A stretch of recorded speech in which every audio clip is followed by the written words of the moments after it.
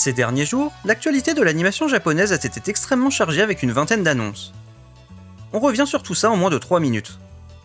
De nombreuses séries ont pris fin et plusieurs suites ont été annoncées même si elles ne sont pas datées.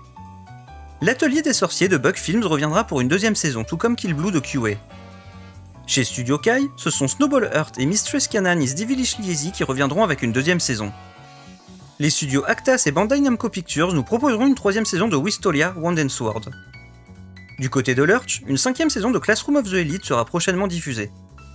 Rent a Girlfriend de TMS Entertainment reviendra lui avec une sixième saison. Pour Record of Ragnarok, c'est une quatrième saison qui est en cours de production.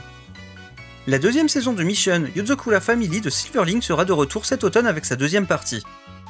Ace of Diamond Act 2 Second Season de OLM aura lui aussi le droit à une deuxième partie lors de l'automne 2026. Dernière suite annoncée avec Okuto no Ken Fist of the North Star de TMS Entertainment qui reviendra avec une seconde partie en 2027. La franchise Higurashi When They Cry va avoir le droit à une nouvelle série. Elle est animée par Studio Dean mais elle n'a pas encore de période de diffusion. Le manga Full Night, qui est disponible chez Glénat, va être adapté en série animée par les studios Shaft et Sunrise.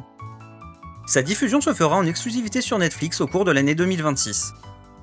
The Fledgling Demon Lord Starter est un autre manga qui va être adapté en série.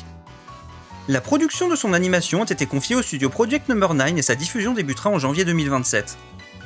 On reste dans les adaptations de manga avec Getting Shots on the Frying Pan. Il s'agit d'une série animée par Jacy Staff et sa diffusion est prévue pour 2027. De son côté, Wit Studio va nous proposer lors du printemps 2027 une série nommée Lona. Il s'agit d'une œuvre originale de science-fiction dont le design original des personnages a été confié à Potsuka Demizu, la dessinatrice de The Promised Neverland. Le manga I Think I Turned My Childhood Friend into a Girl va lui aussi avoir le droit à une adaptation en série animée. Aucune information sur le projet n'est connue pour le moment. La tranche de vie humoristique Good Day to You, How About a Game va elle aussi être adaptée en série animée. Aucune information sur le projet n'a été communiquée. Le projet multimédia Rebel Robotica initié par Mika Pikazzo va avoir le droit à une version animée. Sa période de diffusion et son studio ne sont pas encore connus. On termine ce tour d'horizon de l'actualité avec des séries Netflix puisque nous apprenons que Cyberpunk Edge Runner 2 débutera sa diffusion lors de l'automne 2026.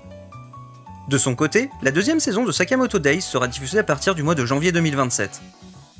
Que retenez-vous de ces dernières actualités ? On se retrouve très vite pour de nouvelles news.